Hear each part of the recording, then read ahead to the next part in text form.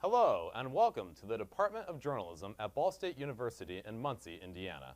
I'm Jerry Appel. Thanks to the Ball State Office of the Provost and J Ideas, Ball State held 2 separate panel discussions on sports journalism in April 2005. These panels are moderated by 2 journalists turned educators at Ball State University, journalism professor Mark Massey and J Ideas director Warren Watson. On this DVD, which is sponsored by the Gannett Foundation, you will find these informative and at times entertaining panels.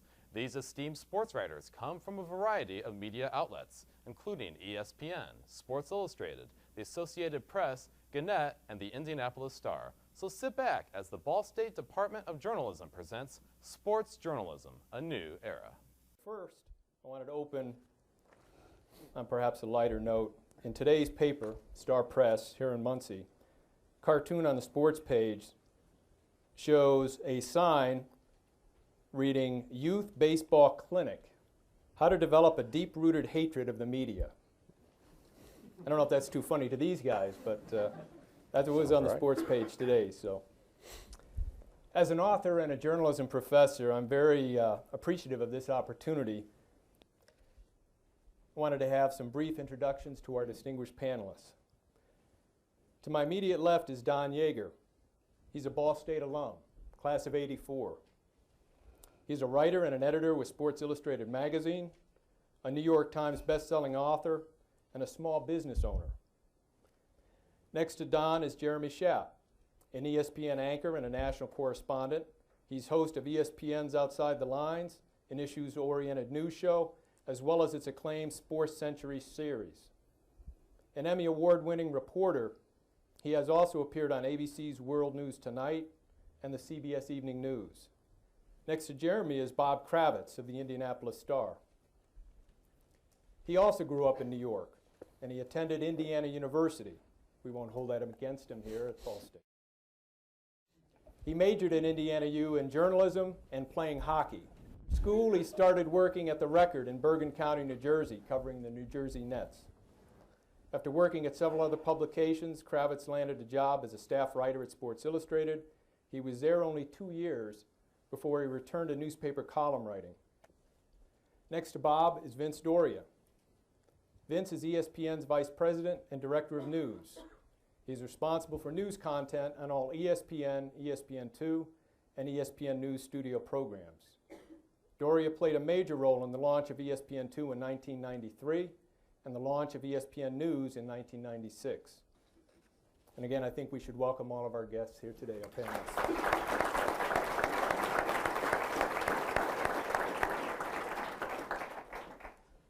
I wanted to start with a question for Don, and it's one that the rest of the panelists may want to also contribute to. And that is, what does it take to excel as a sports writer? We have many students in the audience. I'm sure they want to know, how did you get to where you are today? Well, my background actually was not in writing sports. I actually was a political writer, and in daily journalism I actually covered politics, and which is why I live in Tallahassee. I was actually there covering the state capitol and the governor and the legislature. But what I found was that as more and more of the world of sports intersected with the world of news. I was joking with Marilyn Weaver earlier today that if you don't know how to read a court brief anymore, you can't be a sports writer. That as the world of sports and the world of news started to intersect more regularly, more and more organizations were looking for people that understood really good news coverage, not just game coverage. And so I think I probably have a slightly different and more circuitous path to sports writing, in that I really wasn't a daily sports writer before I went to work at Sports Illustrated.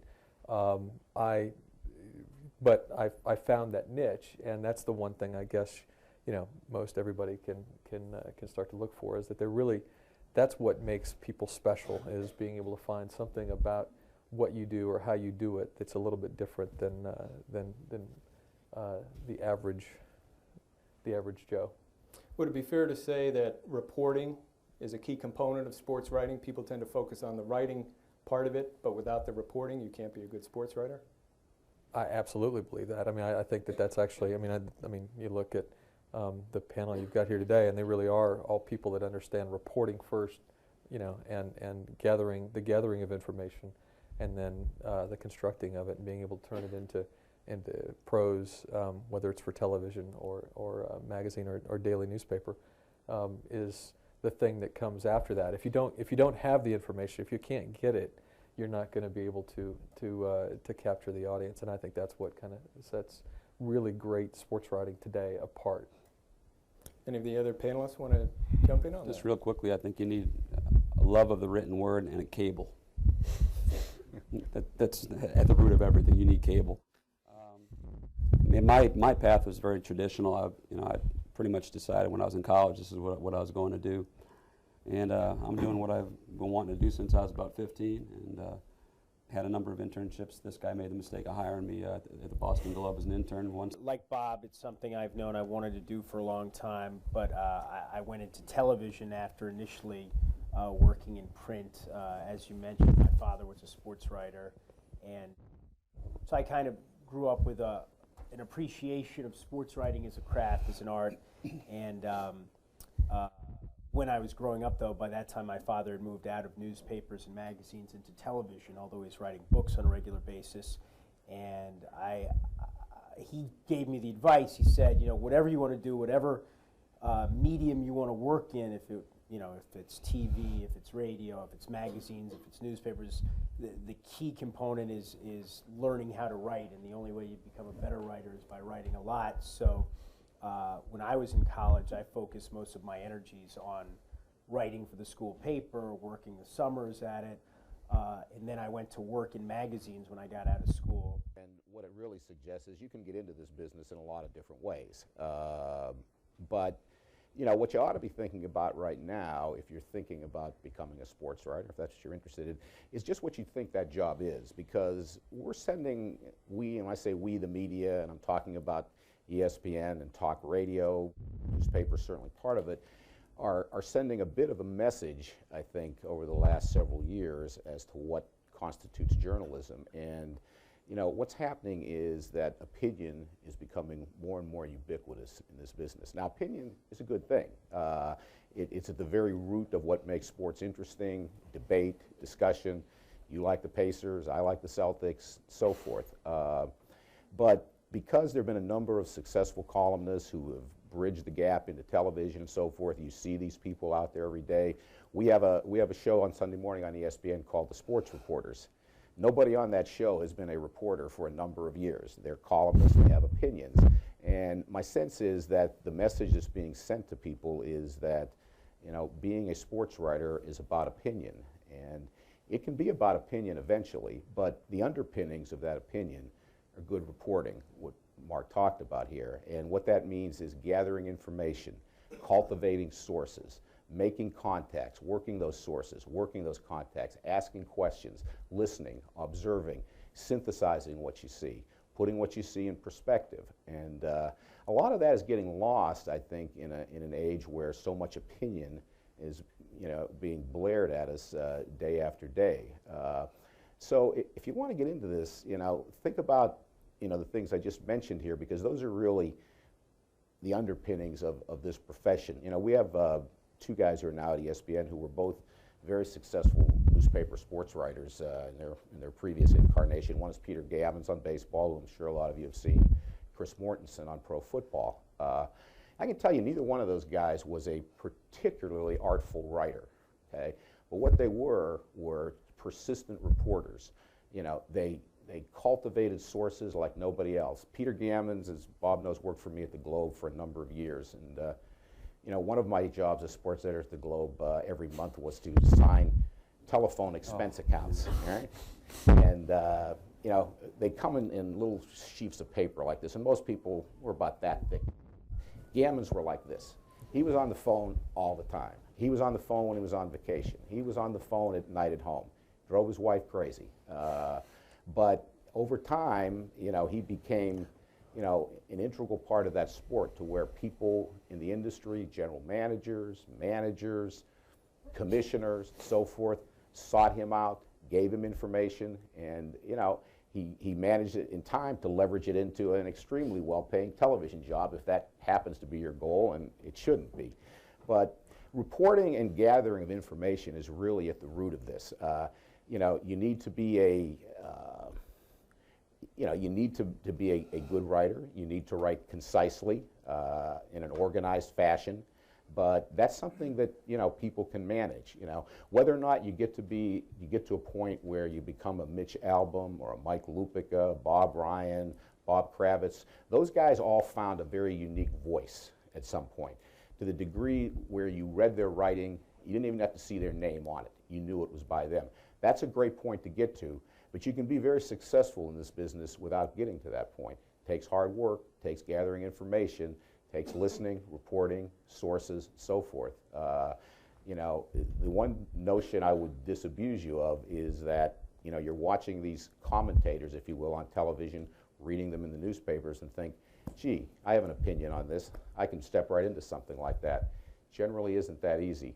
Bob, you mentioned you knew that you wanted to be a sports writer when you were a teenager. Yeah.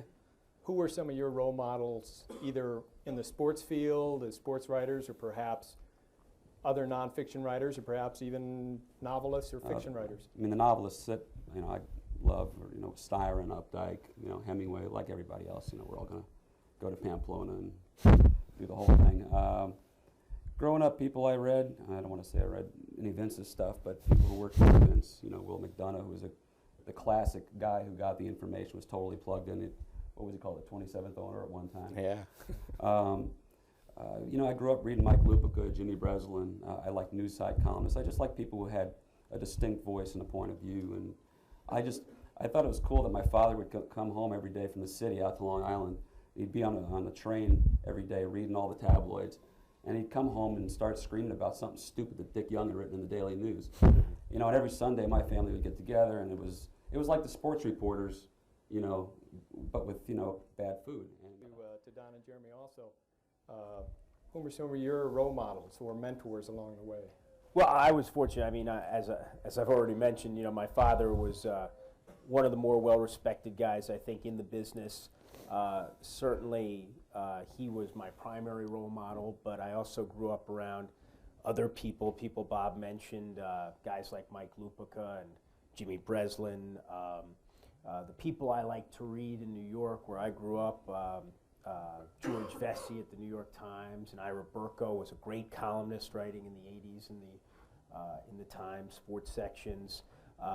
There was Dick Young. I mean, there was still a lot of really good talent out there. And I think, I mean, one thing that I remember distinctly is when I was in high school, I got a copy of Jerry Holtzman's book, No Cheering in the Press Box, which is kind of this romantic oral history of sports writing in the golden age of sports. First-person stories from the leading columnists of the 20s, 30s, and 40s, and that in many ways kind of inspired me. I mean, they seem to have lived such memorable lives and seen so many important things, and many of them anyway were talented writers. That was something that inspired me. I'm sure you read the book as well. Yeah. Actually, you know, I grew up in a little town outside of Honolulu, Hawaii, and you know, so the Honolulu Star Bulletin columnist at the time was, who knows, but no, I actually, and it really kind of goes back to your first question too about what makes a great sports writer. To me, the second half of that answer is, you know, Jeremy said practice writing. I think one of the great things, one of the things you need to do to really start to get the craft is to read good sports writing. And the complete irony of the fact that I have the job that I have today. I mean, there are 35 sports writers for Sports Illustrated in the country. I mean, you know, and the fact that I'm lucky enough to get to be one of them is amazing, because as a kid, that's what I read every week. I mean, my dad subscribed to Sports Illustrated, and yeah, it got there 6 days late because it was Hawaii, and they had to, like, you know, they had to walk the thing over there, I think. But you know, I loved reading. Some of the people that I still get to work with today, I mean, and Bill Knack and Alex Wolf, and some of those guys who, I mean, I didn't know their names back then because it didn't matter to me. I mean, I didn't ever think I'd meet them, and I didn't ever think I'd certainly work with them. But I read, and I knew from a very early age that I wanted to be a writer. I didn't know I would end up being a sports writer. But I learned that if I read their writing and tried to think, well, God, that's really amazing. I wonder what they asked to get that answer. That became the kind of, that became my cat and mouse game as I read, and I read Sports Illustrated as a kid because I with all due respect to ESPN, the magazine, would argue that, you know, Sports Illustrated is one of the best written magazines in the world. And it's a great writers magazine, and there are some really, really talented writers there that I have learned so much from. Even though I wouldn't put myself in their class as a writer, I think that it's a great place to learn because there is so much. You can get what makes people think differently, and there are some writers there who do it. But reading good writing and thinking about it as you read it will go a long way toward making you more successful. Vince, you kind of alluded to this with the prevalence of opinion on TV and also on the internet. And we've heard how several of our panelists grew up reading newspapers religiously. The current generation, and no offense guys, but the statistics show that they don't tend to be newspaper readers. Do you see this as a longer term problem as far as the creation of sports writers in years to come? Yeah, maybe. I'm kind of curious. Just do a quick. How many people here read a daily newspaper every day? That's pretty good. Well, statistics lie. Yeah. So Well, and we've got, you know, this is skewed survey here. We've got a journalism group here, so you know, it's kind of troubling. I don't pretend to know the answer to that. When I was in college in the late '60s, early '70s. You know, the prevailing wisdom was the newspapers were going to be dead within 20 years, that we weren't going to get our news that way. And this, by the way, was before there was an internet, okay? At this point, I think the notion was we were going to get our newspaper faxed to us every day. Fax machines were the hot new commodity at that point, you know? And, you know, this is 35 years later now from when I graduated, and newspapers are still around. Not as many of them. And the ones that are around aren't selling as many of them as they used to. But I think they'll always be around, and I hope they will always be, you know, a vehicle that will, you know, prod people into journalism, if you will. You know, for all the sort of influence television has and talk radio has and the internet has right now, and I may be old-fashioned in this belief, and I have no, you know, empirical evidence to buttress it. You know, I still think newspapers set the agenda. And by that I mean, you know, in your town, in your city, you know, you read the local newspaper. And that paper is going to cover the grassroots of where you live and where you operate better than anything any national entity is going to, and probably better than local television is going to do, because they're going to probably throw more resources at it. And, you know, I got to tell you, at ESPN, you know, I read 4 or 5 newspapers every day. I look at them in the morning. A lot of our ideas come out of the newspapers. We do stories that we see in newspapers around the country. Without newspapers, I'm not sure where some of these ideas would come from. So, you know, the print industry is beleaguered right now, but you know what? It's been beleaguered as long as I can remember. But it's resilient, I think, and I think it's always going to be there. And without it, I think, you know, the foundation of a lot of things that television does, that radio does, that the internet does, you know, are going to probably, you know, have to find other places to find their ideas. I'd like to shift gears a little bit here, and I'll just throw this out to the panel and see who wants to grab hold of it. What has been your toughest story to report and write in recent memory, and why? A couple of years ago when I was working at the Rocky Mountain News in Denver, we had a baseball player named Dante Bichette, who was like a local hero for the expansion team. Everybody loved the guy. He had the spotless reputation. And I read one day in Sports Illustrated, they had a story about spousal abuse among athletes, and Dante Bichette's name shows up in this list. So I called him in Montreal where they were playing to ask him what was going on. He said, you know, give me a call later. We'll get a 3-way call with my wife, and we'll talk about it. It did happen. So I called down to West Palm Beach or wherever to get the police record. Well, which one do you want? I mean, it turned out there were like 13 examples of abuse. And so, you know, I had to confront him and his wife on this, and it just became a big, ugly, bloody nightmare. The most challenging reporting job was a story about the head coach of the Georgia basketball team in the program he was running a couple of years ago, a guy named Jim Harrick. And one of his former players had actually called ESPN and said that he wanted to get some things off his chest. So it started a long process of kind of confirming things that he said to me in this 2.5, 3 hour interview. And all along the way, there were stumbling blocks. It wasn't anything, you know, as personal as the Dante Bichette story, but there were lives in the balance. You know, clearly, if we found evidence suggesting that what this young man Tony Cole said was true, there were going to be serious implications for the coach and his son, the assistant coach, for the players on the team, for the university, perhaps even for ESPN's relationship with the conference, the Southeastern Conference.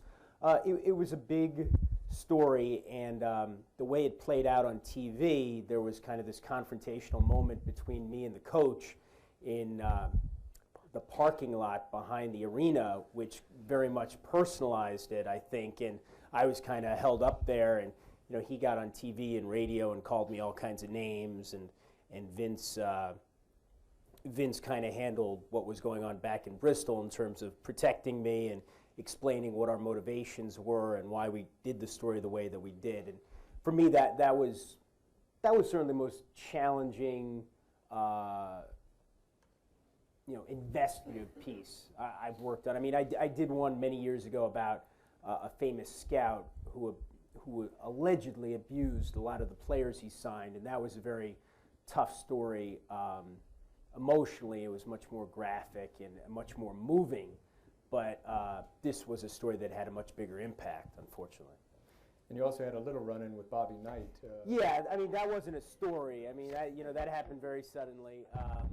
That was an interview, and it was a big deal at the time. It was the first interview he did after he'd been fired, I guess 72 hours earlier, 48 hours earlier, and it was challenging. I mean, because he's a tough guy to deal with, but there were no issues there. There was no, you know, there was nothing to deal with. You sat down and you asked him some questions, and you let him insult you. And I let him insult me. I should, yeah. And you know, it was memorable, but it wasn't the same kind of work that the other story was. Okay, Don, how about yourself? I probably would go to, and it's somewhat like one of the stories Jeremy was talking about there. 4 years ago at SI, we I got a letter, which obviously we all get, lots of them, and you know, you sort through them all the time, trying to figure out, you know, whether there's a real story there. It was from a mother of an AAU basketball coach team. I had done a book about college, about the shoe companies and their pursuit of young basketball players, and this woman wrote me a letter at Sports Illustrated as a result. And it was about the coach who had coached her AAU 12-year-old son and had sexually abused the son. And the fact that this coach continued to coach even after the sexual abuse. He'd been arrested, and as they dug into his past, he'd actually sexually abused a player 7 years before that. The end result was I actually linked up with an FBI guy who had tracked pedophiles. That's what he does. He's one of those people that sits on the internet and tries to communicate with people and draw them in. Pretty sick job. But anyway, as I began to understand what he was telling me, we identified hundreds and hundreds of cases around the country of youth coaches who were using their power and influence over young children as an access point to children, and these coaches were pedophiles. This guy actually took me on onto a pedophile website, amazingly, and these guys communicate each other over this website, in which they talked about becoming a youth coach as the last great candy store of opportunity to reach out to children, because more and more state laws had passed where that if you wanted to work at a child care center, they were doing background checks, and if you wanted to work at a school, they were doing background checks. But the one place they weren't doing background checks was in youth coaching. And so we, Bill Knack, one of the writers I was telling you about, who was just amazing, came on and helped me write this story after about 6 months of reporting, in which we detailed, I mean, we found hundreds of these examples. And when you start multiplying them out, the numbers, you know, given the low level of people who actually admit to that stuff, you know, when they're, especially if they're little boys and all those other things, you extrapolate the numbers, it goes into the tens of thousands who you would have to estimate are affected by this sickness every year. And because, as we all did as kids, who's the one person you trust more than anyone in your life but your little league coach? I mean, they tell you what to do, you do it. You're more likely to do that than anything you do for your parents. And anyway, the end result of this story was probably one of the most powerful covers I think I've ever seen Sports Illustrated do. It was called "Who's Coaching Your Kids" is what it wrote across, and then it was just arrest photos of one after another of all these guys who were serving 30 years to life for having molested Little League and, you know, swimmers and gymnasts and all these other sports. End result, I mean, it was a powerful story because you had to sit there with these kids who had had this amazing experience and had to ask them about it. And that's just awful, awful to do when you're a journalist. But in one of those rare moments where you can say that we did something, you know, the end result is 37 states changed their laws in the next 12 months to require background checks for coaches, extending the same laws and the same penalties and everything else for lying that they have for child care centers to youth coaches. And but you know, you take the power of actually trying to sit across the table from somebody and a parent and a kid and talk about that, and then you know the whole legal issues you've got to deal with to make sure you're not, you know, stretching the bounds at all for the sake of good storytelling. And it, you know, it was an enormously challenging, probably the hardest yet most gratifying thing I've ever been able to do.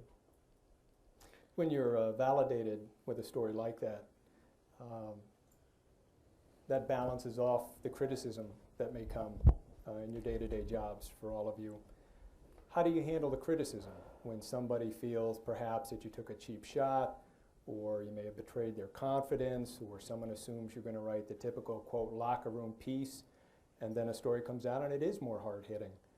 That's one of the things that I think our younger writers need to hear. How do you learn to deal with that? Well, I mean, for me personally, I've been put in the situation in a lot of circumstances, a lot of different places where you go in and, you know, you're doing negative stories, you know, for lack of a better term. I lived in Dallas for 3 years covering the Cowboys 3 seasons, and I was put in a position, honestly, where I did all the stories when they got arrested or somebody got suspended, and other people came in and did the stories about Emmitt Smith's about to break this record, or Troy Aikman's about to, win another MVP award, and, you know, you just deal with it. You do your job. I mean, it makes it difficult to develop sources. You know, you have to understand that if you're going to be the person who's always the bad guy in their eyes, then, you know, you're not going to ever have their trust or their confidence.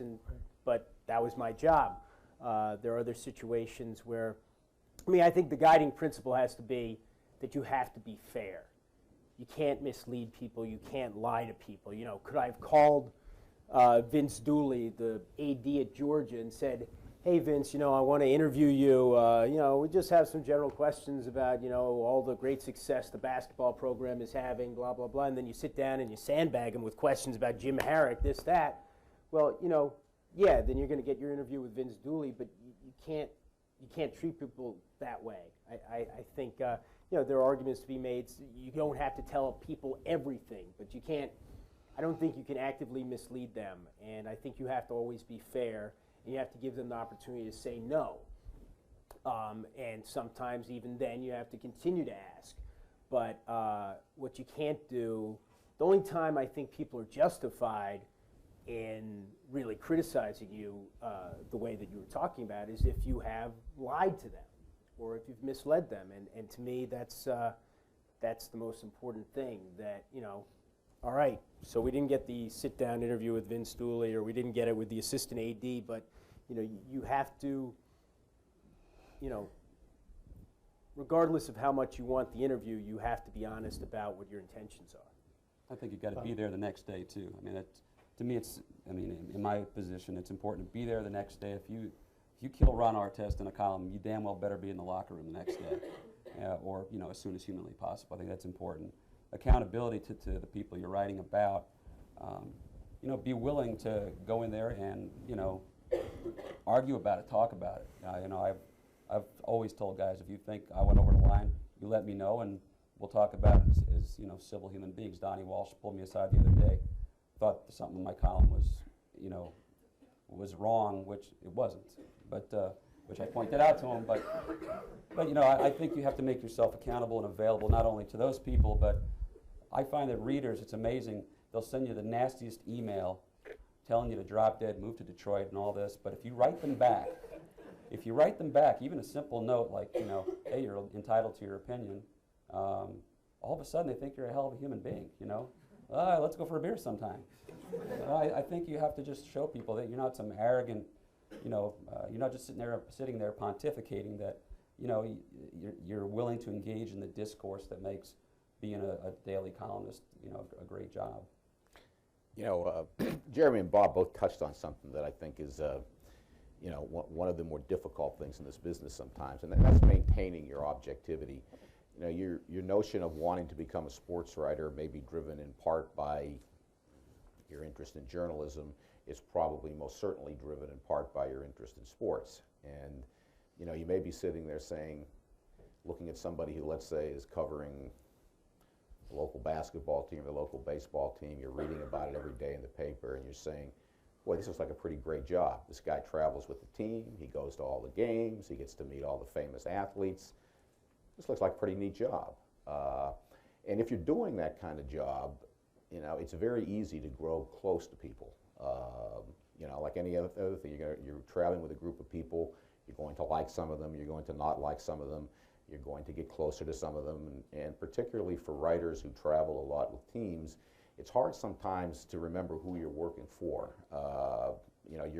Your relationship with your newspaper may be primarily a phone one. You're seeing these players every day, managers, general managers, they become the group that you're working with. And, people like to go to work every day and have a pleasant environment. And if you're hammering guys every day, you're probably not showing up in a pleasant environment every day. And it's a tough thing to do. And if you're looking at it thinking, that doesn't sound like a lot of fun, this probably isn't the business for you. It's not a great business for making a lot of friends. If you're doing your job correctly on a daily basis and you're in what is, basically an adversarial relationship. You are the eyes and the ears of the fan. You're there to write about the good things and also to write about the bad things. And typically in any season there are a number of bad things. And I guarantee you the people who are doing those bad things, whether they are on the field, off the field, or whatever, aren't seeing them the same way you're going to see them. And they're not going to agree with your take on them. Yet you've got to show up every day and be willing to operate in that kind of situation. And it sounds easy enough, but picture yourself walking into a class every day with 25 people, and after something has happened the day before, you have the sense that everybody in that room hates your guts. There are days like that, are there not? Most days. Yeah, well, it depends.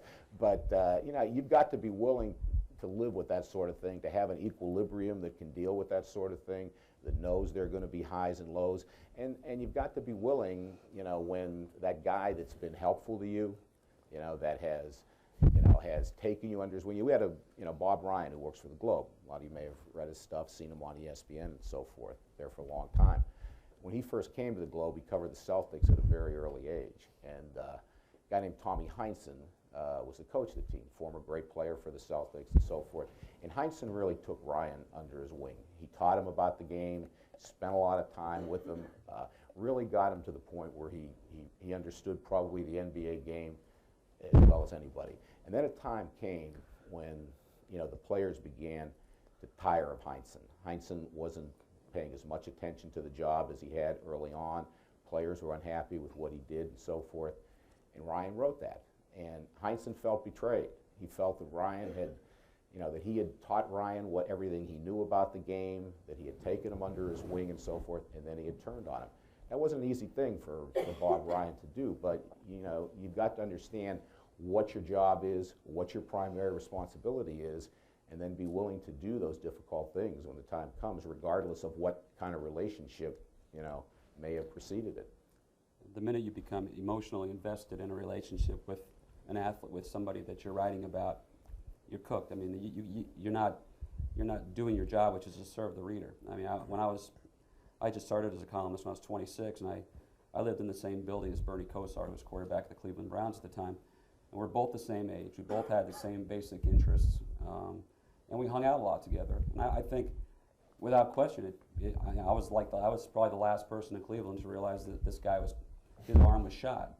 And whether you want to realize, whether you want to accept it or not, I mean, if you're a human being, it's going to color the way you approach to your job. And after that, I said, that was, sometimes you've got to go through that to understand that you don't want to be a jerk about it, and you don't want to be, too distant. You need to keep a purposeful distance. That's the only way I can describe it. You have to maintain your professionalism. You can't be going out and having beers with Peyton and getting real close to his family, and and then he gets in trouble, and you're not sure how to write it, and you start pulling punches if you get too close to to people you're writing about. So you can't do it. Well, I wanted to thank the audience for being such a good group, and I especially wanted to thank Don and Jeremy and Bob and Vince for so graciously giving us their time this afternoon. How about another round of applause? Thank you very much, and hello, sports fans. I've always wanted to say that. On my immediate left, Vince Doria, the Vice President and Director of News at ESPN. He's the former executive editor of the National Sports Daily, the late, great National Sports Daily, and once headed the sports department at the Boston Globe. Beth Harris, to his left, Ball State University class of '87, who was a sports and entertainment writer for the Associated Press in Los Angeles. Mike Lopresti, recently inducted into the Hall of Fame here at the Department of Journalism, class of '75, who was a national columnist for USA Today and the Gannett News Service. And finally, Jeremy Schaap at the far end, ESPN anchor, national correspondent, Emmy Award winner, and host of the Issues program on ESPN, Outside the Lines. We're going to talk a little bit about, first, the explosion of sports into multimedia.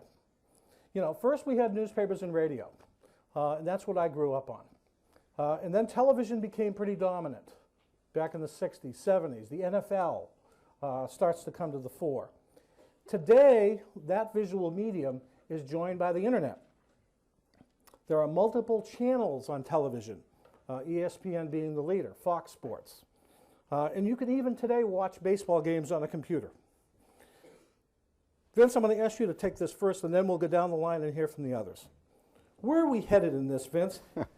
An author, Richard Saul Wurman, calls this period of multimedia and connectedness that we all have the age of also. Where is sports headed?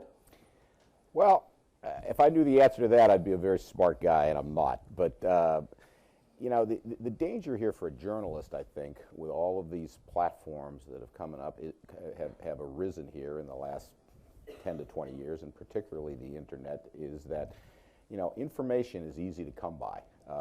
There's a lot of information out there, and a lot of it is correct, factual, accurate, and a lot of it isn't. And one of the things that the internet has, I think one of the pluses and minuses of the internet as far as reporters are concerned, it's made the ability to find information, to access information, much easier to do than it was obviously before the internet existed.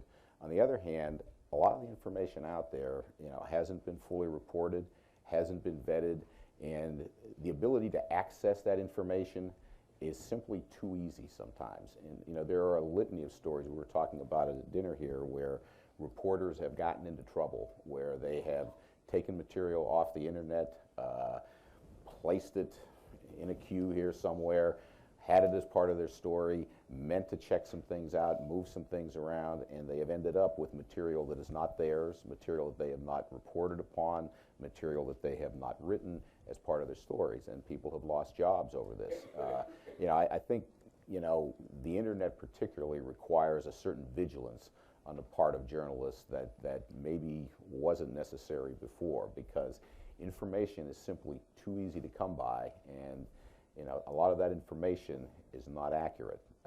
It's interesting, surfing the internet has become almost a way of reporting for some people. They can find information on the internet and they feel that is part of the reporting of the story, when they haven't done anything to independently report that information, to verify that information, and consequently, stories are filled sometimes with material that has been reported elsewhere without any sense of what the vetting process was of that material. So, it's an exciting time we're in. There's a lot of information out there, information that we can access in ways that when I was coming into this business we never would have imagined.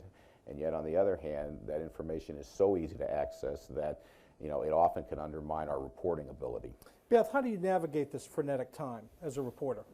Well, the internet, as Vince was saying, I mean, on the one hand, it's a great thing. On the other hand, it's dangerous, and it has stepped up the pressure unbelievably in terms of competitiveness. You see something on the internet, maybe one particular outlet is reporting something. There's tremendous pressure to match that story, to get it on our own terms. Maybe there's a rumor out there, and Lord knows the internet is full of those. Then that becomes your directive is chase that rumor down. So you spend so much time chasing and doing that, this is what Vince was referring to, I think, is you get away sometimes from maybe doing the original reporting, doing the vetting. It can cause you to get so caught up to be competitive. Mike, what was it like back in the old days before the internet? What do I do? Thank you for asking him that question. Yeah. All of these people are before the internet.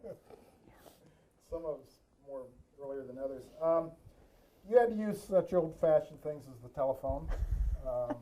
And you dialed it, right? Yeah. No cell phones. Occasionally you went through an operator. As Beth said, there is so much opportunity. This is a tool that I think reporters and journalists, much like just fans in general, have had to learn how to use. I mean, what's the best way to use this tremendous tool at our disposal and the information that we can get from there? Going back before there was an internet, it was difficult as a fan or as a journalist in some ways to find out what was going on somewhere else, far away. I think fans found out in a hurry. One of the great advantages, one of the great pleasures from the internet is that all of a sudden you could be part of the party. You could be living in Chicago. You could be part of the party if you liked the team in Los Angeles. I mean, the internet was there. You could become involved in it. Well, I think reporters much the same way. All of a sudden, information that would be very time-consuming to get, maybe something you wouldn't even know about until long after your deadline had passed. All of a sudden, it's there. I mean, on any given day, somewhere out there, if you need information, you can get to it. You don't have to wait for that person to call you back from the team. I mean, somewhere out there, maybe you can do that. So as I think back to those old days, some of the dangers that we have today certainly were not evident then, but some of the advantages were not there too. I mean, I can get more information in 1 hour or 2 hours. I can use that as an aid, at least start me the right direction, and it would take many days several years ago. Jeremy, we talked a little bit about the internet here and how important it is and how it can be a real pitfall. People talk a lot today about weblogs, people doing their own personal publishing. If you've got a modem in a computer, you're now a publisher. And we have seen in the area of politics and news the growing clout of weblogs. Is that happening yet in sports, and do you think it will, if it is not? Well, you're talking about, the big example, I guess, is the Dan Rather situation with the reports about what George Bush did or didn't do in the National Guard and how blogs discredited almost immediately what had been reported on 60 Minutes Wednesday. That's probably the most famous incident. I don't think there's been anything like that in sports, really. Again, we're not dealing with as many investigative type stories for the most part. There haven't been as many opportunities. I don't spend any time, to tell you the truth, looking at blogs or even on sports chat rooms. It's just not something that I do. I know that there are people in my business who spend time looking at that and searching around for stories. I don't spend a lot of time searching the internet as much as I use the internet in the sense that we have Nexus, where all of the newspapers are so easily accessible, so you don't have to go to their individual sites and register and give a password and all that. You can find it all on Nexus, and there you're really dealing with everything that's already been in print, as well as transcripts from most of the major television outlets. For me, the whole blog thing, I haven't given it, tell you the truth, much thought at all. Okay. Vince, Michael Wilbon of the Washington Post spoke at the American Press Institute, where you have been before, about a year ago. And he is a columnist and writer for the Washington Post. And he's also an incredibly popular co-host of Pardon the Interruption on ESPN. And he is also a local celebrity on television. He talked about how this is a golden time if you're a sports writer or columnist.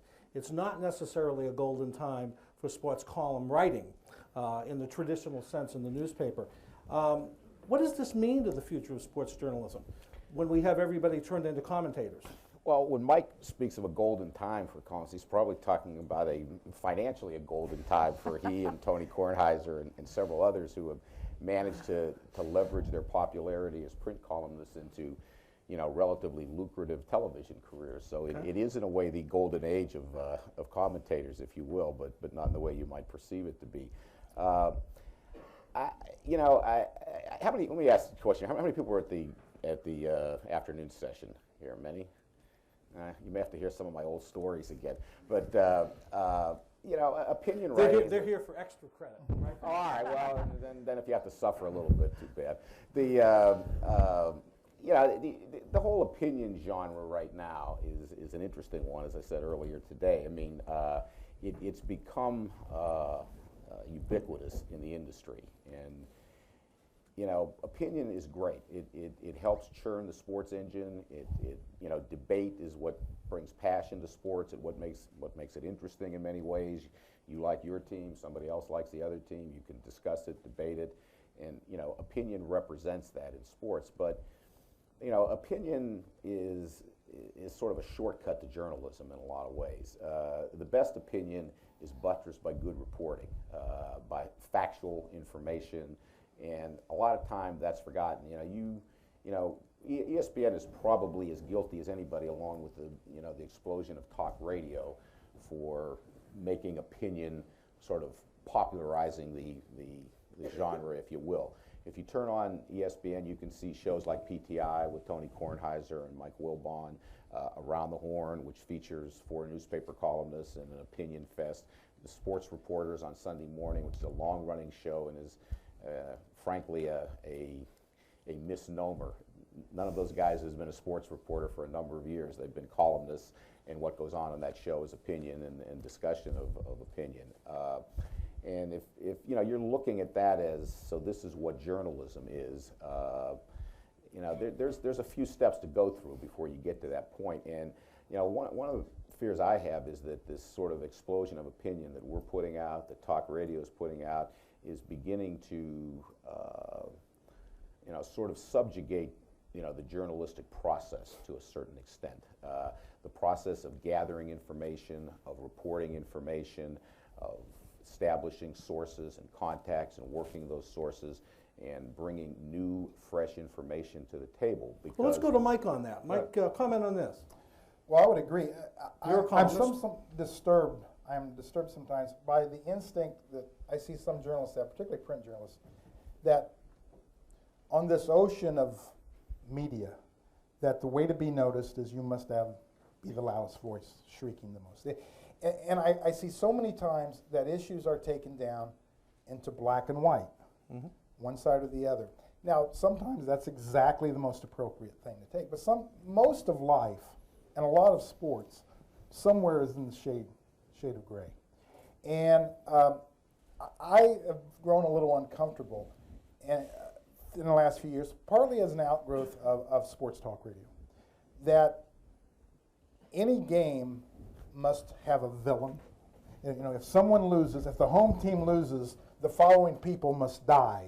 I mean, that's about the way we go at it. That everything, there must be an opinion taken, and it must be at one end or the other, and someone else must pay for what happened here. And I'm not entirely comfortable with that. Do you think political commentary has followed sports or vice versa? Because certainly that's the way it is with talk radio on the news side now. Well, I think sports talk radio, the growth, the popularity in that has been a little later to the scene than political reporting. So I suppose it has followed that to some degree, but I think there's a little back and forth there. And I don't mean to say that opinion is something that is not an important part of any sports page. I think readers come to a sports page expecting to see some opinion and perspective and analysis, but not every story translates to that. And it's the easiest thing in the world is to just be critical or take one end of the argument or the other and just say that and think people are going to come to me and read this because I've buried somebody. Now maybe I haven't reported it, maybe I haven't put thought into it, maybe I haven't put the right perspective, but if I'm out there far enough, people are going to read me. Well, let me ask Beth this, is that, you know, given what Vince said a minute ago, is people nowadays know the outcome of a sporting event. They get it on their PDA, they get it on radio, they get it on TV. Why do we need to even report the game story anymore? Well, that's where I think newspapers are great because they can bring in context, they can bring in details, although television has put that pressure on the print reporter to capture the details, bring something into the story that the guy who just watched the game on TV didn't see. So television has been good that way, but it has caused the print people, I think, you got to step up. You got to bring something more to your game story. Too often you see game stories that maybe look like the reporter wasn't even there because how can you tell? You know, they've got the score, they've got the play-by-play, pitch count, whatever, if it's baseball. And so you've got to bring something to the table, some small detail, context. Maybe you're going to talk to somebody who wasn't interviewed after the game on TV. Go find that person that has a perspective on the game that everybody else wasn't talking to. Vince, if people know the outcome of a game and they're getting opinion in plenty of places, is investigative reporting an area that sports can be doing more with? Well, there's no doubt investigative reporting, enterprise reporting, but you know, reporting is hard. Reporting takes time.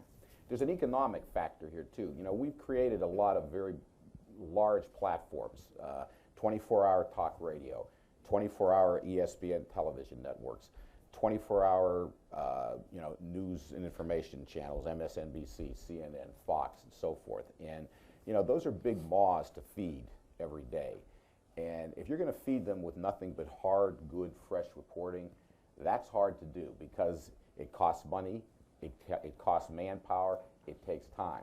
Opinion and discussion and debate, on the other hand, is very cheap to produce, whether in print or on television.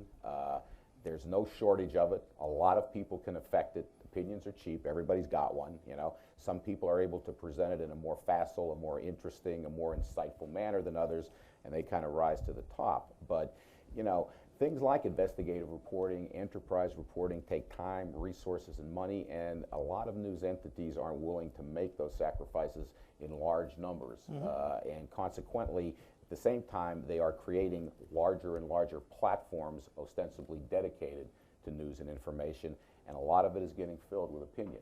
Some of it good, some of it, you know, nonsensical, some of it not very interesting at all. Jeremy, let me ask you this. You do a lot of investigative reporting and enterprise work on ESPN broadcasts like Outside the Lines. What's your perspective on this, and is that where we need to move with all our different platforms, news, print, radio, TV? Well, I don't know if that's where we need to move. I mean, you know, as Vince said, it's expensive, it takes up a lot of resources, and the talk format, the opinion format, is what is really connecting with viewers and listeners right now. I mean, Pardon the Interruption is a tremendously successful and lucrative show for ESPN. It's getting better ratings than SportsCenter, which costs infinitely more to produce, which is on at a better time slot. which has all of these built-in advantages, a 25-year franchise, and more people are watching Pardon the Interruption, which is, two sports writers yakking back and forth. So I don't know where things have to go or where they should go. Certainly, it would be great if, but if the bosses said, yeah, we're going to, let 20 people dedicate themselves full-time to digging up stories that may or may not come to fruition, but that's not realistic in any news-gathering environment. Mike? One thing I wanted to add to what Beth said earlier, particularly for people who think about going into print journalism, television has not only put the pressure on print journalists to come up with analysis and things like that. God love them, they've made it even harder by the time the sports events are now held because of the television forces. I mean, the most frustrating thing I face as a sports writer, bar none, is to go to most major sports events, the World Series, the NCAA, on, and have them end at midnight. And it's a great, something great happens. It could be a great story if you had an hour, if you had 45 minutes. Instead, we have 5 or 10 minutes. You spend all day killing time waiting for something to start, and then at midnight you would sell your soul for 15 minutes. So that's another challenge that print journalists have had to face in the last 20, 30 years. I mean, talking about the way things used to be, I think back to Red Smith typing on a typewriter, and I'm thinking, how could you possibly write a story now on a typewriter? Where's the cut and paste, copy and paste, and all that? On the other hand, the one good thing about it is the World Series started at 1 o'clock. I mean, there's a great picture of Bill Mazeroski, who won the 1960 World Series with a home run in the 9th inning. And as he's crossing home plate, in the background, you see a clock in the scoreboard, and I believe it is 20 before 4. Now, if you had a 10-9 game now in the World Series, it might be 20 before 4. It would be a.m. So, as a print journalist, to try to stay up with this sort of analysis, to put an event, a game, into its proper tone for the reader, it is very tough when they end at midnight.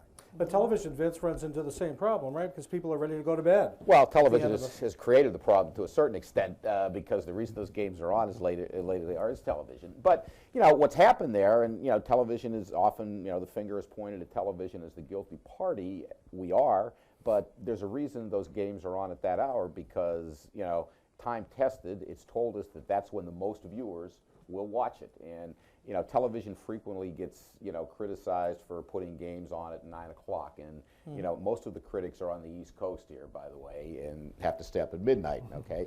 Over on the West Coast, they're bitching because they're not home from work yet in time to watch that game at 6 o'clock, And that's why the game's on at 9 o'clock instead of 8 o'clock or 7:30. Is television the culprit? Yes, but all television is doing is serving the audience. If there has been some sea change here over time, it's been that sports events have been managed to better serve not the live audience, okay, which in essence is a very small number of people, but rather the television audience, which is a very large number of people, and that's why games are on at 9 o'clock here on the East Coast. Mike, get a job on the West Coast. No, that's bad out there, though. I certainly would agree that is the best way to handle it, and it will always be that way. And I've seen guys in my profession continue to complain about that, and that will never change because it does make market sense. But from a print journalist, it certainly has added frustration to the job. But that is just part of the world. It's the way the world works now. Of course, we're in Indiana here, and we're not sure if it's 4 o'clock or 5 o'clock. I turned on the Pacers game last night. It was over because I thought it was in a different time. Well, anyway. Yeah, you guys are very time challenged. Jeremy and then Beth on this. You're familiar with Mitch Albom, of course, who works with ESPN and writes books and writes columns, and he's on the radio. He's everywhere. As are many top-notch writing talents these days. He recently has been embroiled in a controversy that some people have compared to Jason Blair, to Jack Kelly, wrote something that was wrong, didn't check his facts, and over the weekend, although he was suspended with pay, some other people on his staff were disciplined. Was this an overreaction? Was Mitch Albom as guilty as Jason Blair? No, I don't think anybody who really assessed the situations could come to that conclusion at all, or Jack Kelly from USA Today. I mean, completely different. Again, Jack Kelly and Jason Blair, just the most basic difference is that they were doing these things secretly. They were trying to deceive everyone. What Mitch did was in full view of his editors and his papers, and those people who were also disciplined signed off on him writing a column under deadline before the game was in fact played, before Mateen Cleaves could show up or choose not to show up, as in fact happened. I don't think they're comparable at all. I think Mitch made a mistake. I think the paper made a mistake. That's clear to everyone. You know, they had such an early deadline for their Sunday morning edition that he was put in a position where he thought he could get away with this because he had talked to Mateen Cleaves and the other guy whose name now escapes me, and they had said they were going to be there. And, you know, all it would have taken is one or two words. Mateen Cleaves was supposed to be at the game last night, or, you know, Mateen Cleaves, you know, was expected to be at the game last night. I mean, that's all it would have taken. It was a bad call, as Mitch has said, and you know, Vince has worked with Mitch a lot and has talked to him about this, I know. But it's not even close to Jason Blair sitting at home in New York making up, you know, what this porch looked like in the middle of Texas where this poor woman, you know, lived who had lost her son in the war, or making up stories about the sniper killings in the Washington area. I mean, it's just an entirely different realm. So there was a pattern of abuse. Beth, would you agree with Jeremy on that? Yeah, I mean, completely. I mean, Jack Kelly was fabricating over a long period of time.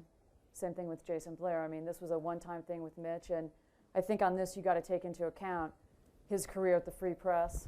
Look at what he's done. Does he have any of this in his past? He doesn't. So, you know, I think the punishment fit the crime here, so to speak. But again, he makes a great point in that just a couple of little words in there would have saved Mitch this entire headache. Yeah. Do you think the editing system, Beth, fell apart here? Yeah. Should somebody have bailed him out? I got to wonder about that. I mean, I don't know who all vetted that along the way. I guess there were 3 or 4 people involved, it sounded like. Right. But definitely, I think that should have caught somebody's eye, knowing that you are turning this in a couple of days before it's going to hit print. Yeah. Do you think, Mike, that now, since we've gone through Blair, Kelly, Stephen Glass, a number of missteps in print primarily, but television hasn't, television's been drawn into this to some extent, that there's more scrutiny than ever. Is that a good thing for our ethics and credibility standing? Well, I think it's mandatory. I think every time you have a situation like this, it puts the public, puts the readership on a little unsteady ground. Okay, this happened here. You know, what else has happened? They're not telling me about it. And I would agree that this certainly is in a different category. This was, to my mind, just a little sloppy. It was cutting corner to a dramatic effect that Mitch wanted to have in his column. That said, clearly, I don't know if there's a journalist out there, because of many of these highly publicized incidents,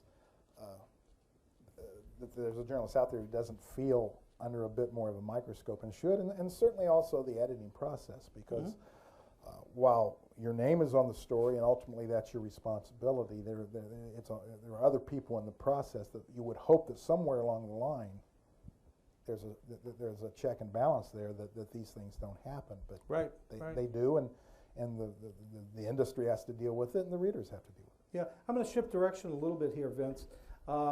Keith Woods, who is the dean of the Poynter Institute, was quoted this month as saying that sports journalism is failing to include enough diversity, people of color, people in leadership positions in sports departments and other places. Would you agree with that criticism? And if you do agree, what can be done about it?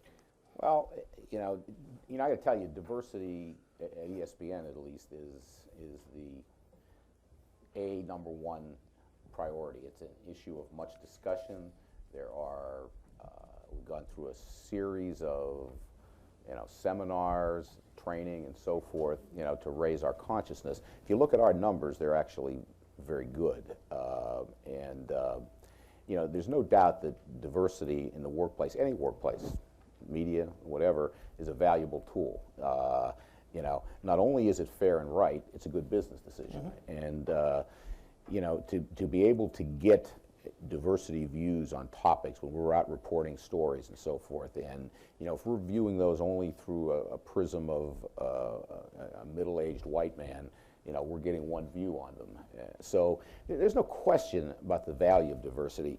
You know, the problem has been for media outlets is finding enough good candidates. And I got to tell you, when there are good diversity candidates, you know, they can pick and choose. They can, you know, right now, because this is a good time, you know, to be a diverse job candidate. You know, everybody is out there beating the bushes, you know, looking for good, you know, diverse candidates. You know, diversification of gender, diversification of race. You know, we are very concerned at our place that, you know, that we feel we have proper representation there. You know, I think we've done a good job here. We haven't done as good a job in upper management as we could do. We look very diverse on the air right now, which is good. We are pretty good, you know, behind the cameras and so forth. We're getting better in upper management, but it's still largely a white male, you know, province there. And you know, you know, I think everybody is aware of it. Everybody is out there looking. You know, the question is, can we find the numbers? Can we find enough good candidates? You know, one of the things you don't want to do, and I think it's, you know, it does become a factor in a lot of workplaces, is in the rush to improve your diversity, you know, you lower your standards. And when you do that, you know, you're not helping anybody, because what happens is you bring in, you know, diverse candidates, and you've really set them up to fail. You've brought them in positions that they're not ready to take over, and when they fail, it allows people who want to point a finger and say, see what happened, you know. And you know, so we're, you know, it's a constant struggle to find good, strong candidates, put them in the right job, make sure we're doing it for the right reasons. And you know, it's a challenge, and I think it's going to be the biggest challenge, you know, really going forward. For all the other issues we discuss, you know, the value of diversity in the workplace has become clear to everybody, and now the challenge is, after years of not developing diverse candidates, suddenly, you know, attempting to solve the problem very quickly. So, you know, it's going to be an ongoing process. It's going to be a long process. It's going to be a process that you all will be dealing with in your work careers for the next years, the next decades probably. And you know, there's no easy solution to it. You know, you know, it's interesting, the area we work in, sports basically, it's harder to find good, you know, female candidates. They don't come to the subject matter as easily as a lot of males do.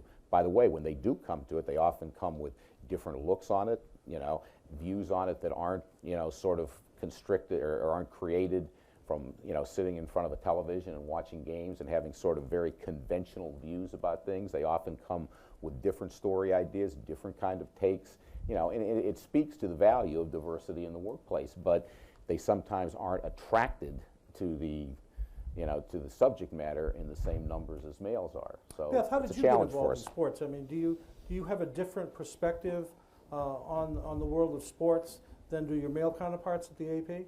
I would say so. There are stories I think maybe that I'm interested in that typically my male colleagues either think, you know, nobody would be interested in. They don't want to do What themselves. might some of those be? Gosh, now you're putting me on the spot here.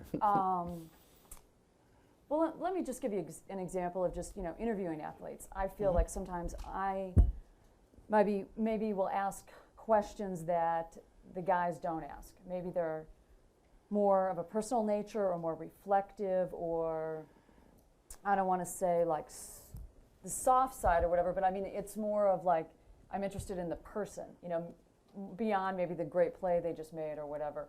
What kind of person are they? What More the cerebral side, perhaps? Yeah, Okay. yeah. Maybe ask about their family, get, you know, different perspectives, bring their wife into it or something, you know. I do think what Vince said was right, is that you do bring a different perspective to things. Like, I did grow up playing baseball. I didn't even really watch much baseball as a kid, whereas like I'm with guys in the press box who played the game. They started out in Little League, went all the way, and they know baseball's rules, which are many, many rules, inside and out. And I mean, that's just stuff that you know, I just didn't grow up doing that, so I got to learn it, you know, in another venue. But I'm curious, of the women in here, how many of you are interested in being sports writers? Oh, boy, that's depressing. See what I mean about finding good candidates? I mean, And you know, the other thing too is I think women who are in the business for a period of time, sometimes the nature of the beast drives them out. And I think this was touched on in the earlier session. You know, somebody asked about people's personal lives and the toll it takes of, you know, the late hours, the travel. You know, women maybe who eventually want to get married or have a family or whatever, it's not necessarily conducive to also being a sports writer. And if you get, you know, too far down the road and you maybe been in the business a number of years, you decide you want that, sometimes you got to give up that type of position where you're out there and maybe you take a job in the newsroom or something. That's more family friendly. But I've seen, you know, women driven out just by that fact. Mike, today in sports, salaries are continuing to escalate. Owners are continuing to make money, and then more money. Athletes want longer-term contracts. Pedro Martinez walked away from a great deal because he wanted another year. And as a Red Sox fan, that hurt me. Have we gotten too big? Is sports too big? And is it now like covering business journalism? Well, to the second part of the question, it involves all sorts of areas that maybe sport journalists a few years ago didn't cover as heavily. I mean, it certainly involves business. Many times it involves the criminal justice system, the cultural impact on the sport and vice versa. All those things are on the table now that maybe, I don't know if they're any more so today, but they're certainly reported more, and so that's part of our job. But it's too big. You know, I've heard people say for years, the salaries are out of sight. They've gone too far. The tickets are too expensive. And tomorrow, by the way, they're going to the ball game. It just seems, you know, when Don Drysdale and Sandy Koufax held out together for $100,000, I mean, people were just aghast at this. So how big is too big? I don't know if anyone knows that. I mean, certainly, I think people now look, if you're talking about fans and readers and viewers, they certainly look at sports a little differently, maybe with a little more jaded point of view because of some of the things you mentioned. You know, it's interesting, I think, because of all, with the way you began this discussion, with all the different choices, I think people feel closer to the events than they ever have because of all the opportunities to watch, to read about, the way TV can take you into a locker room, into a huddle. They feel closer to the event. I'm not sure they feel closer to the people involved, particularly on the professional level, because of the money and that sort of thing. You know, and that thrust toward the big business angle of this affects all the different sports. Jeremy, I'd like you to address this one. You know, NASCAR drivers complain that they're driving races almost year-round. Golfers' season begins and ends in the same month. Baseball goes, it seems, forever. And we'll be playing basketball almost till the 4th of July. Is that part of all this? Should we phase back a little bit? Well, it's certainly a problem, and people individually in sports complain about it, but you know, in the case of golfers and NASCAR drivers, for instance, they have the option of not participating in events or races, but they don't want to lose the money. And when people talk to the Players Associations about scaling back the baseball season to 154 games or the NBA season to 72 games, et cetera, they want to do it at the same salary. Nobody wants to give up the money, and that goes for everybody. I mean, it's just the nature of the beast. I mean, I haven't been at this, you know, terribly long, like maybe 15 years in the business, but my father was in the business dating back to the 50s, and 15 years ago he wrote a story in Forbes magazine, their 75th anniversary edition, about why so much of the joy has left sports. And you know, a lot of it's about the money and the sense of entitlement that fans now have. You know, if a guy's making $120 million, which, believe it or not, is not so unusual in long-term contracts these days, fans naturally feel they're owed more from these guys. And it's not about just enjoying it. You know, you owe me 35 home runs and 320 this year. And I don't think there's any doubt, even as people continue to watch sports and attend sporting events, and we see these numbers go up, there's not the same kind of enjoyment in it. It's all become tainted by the money, and certainly that's affected more than anything else, I think, the relationship between people who cover sports and the people who play sports. There was a time when my father was covering sports in the 50s and 60s when he made as much money as some of the guys he covered. In the 30s and 40s, the big columnists made a lot more money than almost everyone they covered. And the baseball players like Duke Snyder had to take jobs in the off season. Some of that, and certainly football players. I mean, even all those guys who played on the Packers teams in the 60s that won 5 NFL championships in 7 years. Most of them had jobs during the off season. The Department of Journalism in the college. I want to thank you all for coming tonight. I want to thank the panelists.